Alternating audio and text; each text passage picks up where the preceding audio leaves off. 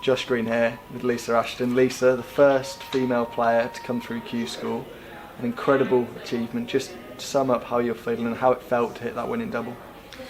Oh, it's absolutely brilliant. I just kept focusing and playing, and then it was just a waiting game at the end. But you had to finally come over and say to me, "You got the tour card." I couldn't be any happier. Did you really believe when you went into the first day in Wigan that towards the end, 4 days later, you'd be a tour card holder, or was it sort of a bit more of a dream for yourself? It's just something you always think, hopefully you get there. I knew I'd been playing well, and I didn't know how far I was up on the system, because I didn't know how the point system worked, there being so many.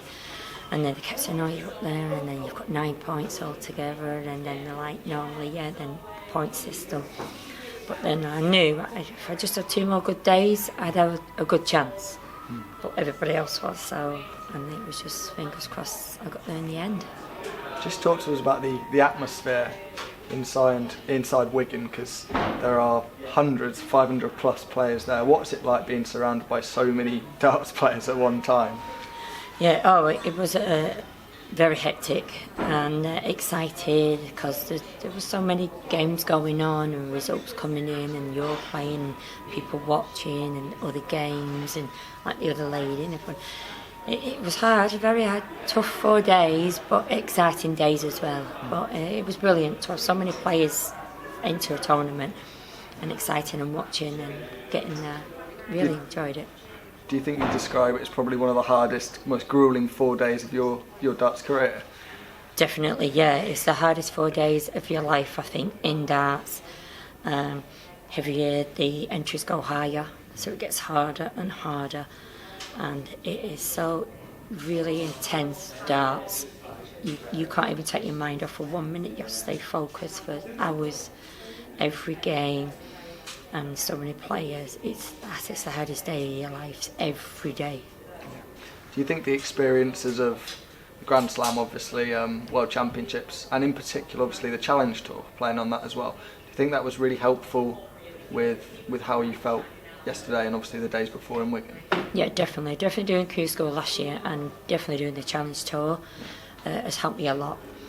And doing like the Grand Slam and all them ones, that has helped me a real lot, because you know the standard you're going to come up against. The ladies is rising, but like the men's is still a higher standard, and it's really helped me on my own game as to lift it, and it's helped me to get through knowing how long the days are and how hard they are. Was it so helpful being close to home as well? Because lots of players travel from not just in the UK, obviously abroad. We have plenty from USA and Canada coming over. Was it helpful for you just to be 10-15 minutes down the road? Yeah, it is, definitely, yeah. I can go home and relax in your home comforts and refocus, and then come back and start again. And I did have that luxury of going home, and I can get myself out of it, recharge myself, and focus back onto a new day. So that did help me. Do you think maybe the motivation of not just obviously losing the BDO World Final and obviously not making the PDC World for a second year, do you think that really spurred you on to try and grab those opportunities more and obviously get that tour card?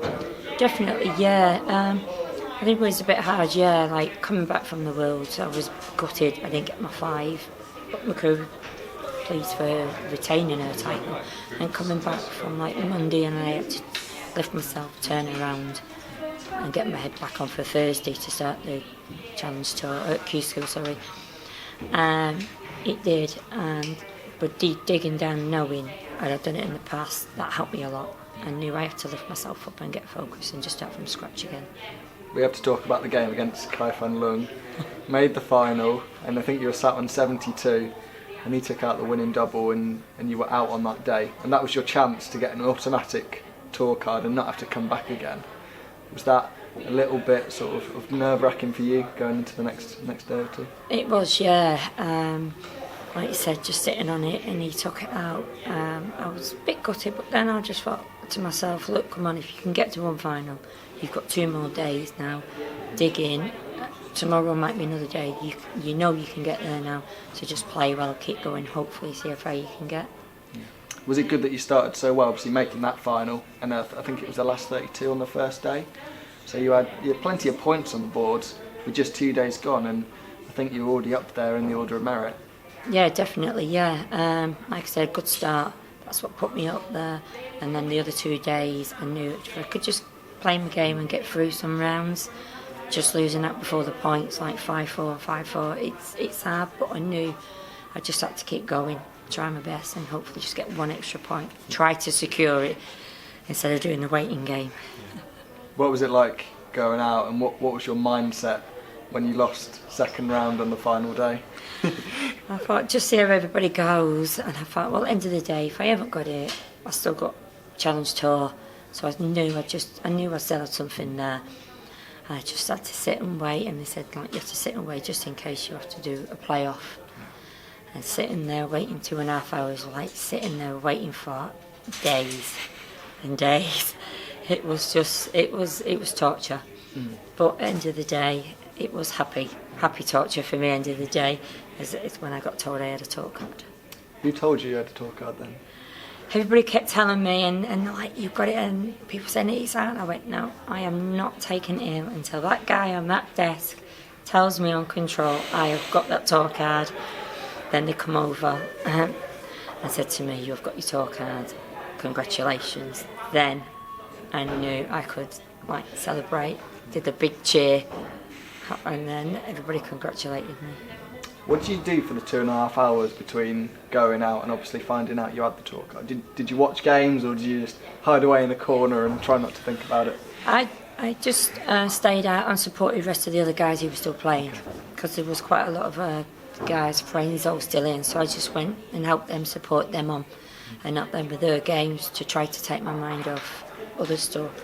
Got them supporting, like Scott Tyler, he got to the final, so I was still watching him and concentrating on him, and still watching point systems going up and down. I didn't want to know. People kept saying to me, yeah, no, and I'm like, don't want to know, don't tell me, just tell me at the end if it's yes or no, and then I'll see what happens. You got a lot of thanks to Adam Hunt. I think he was 4-1 down to Steve Hine, and if Steve had won that game, you'd have slipped out. But he came back, I think a few 100+ average legs, and he managed to win that game 5-4. And I think that was really helpful in you finally making that tour card spot. Yeah, definitely. Yeah, he helped me a lot. He helped me, and then he had Nick Kenny. He won his game to take the other person out, and he helped me. I could fight men too. Yes, absolutely. And that's like darts is. You rely on scores, and yeah, I can't fight both of them enough. And women's darts, we have to talk about that. Fallon, obviously, a couple of months ago now, the World Championships. We've seen yourself. There's plenty of women's players coming up, and we had 16 at QSchool. It's really kicking on now, isn't it? Yeah, definitely. Yeah, the doors are opening slightly, and everyone are like slowly getting through. Fallon's done on that one, and it's proven. I've done QSchool.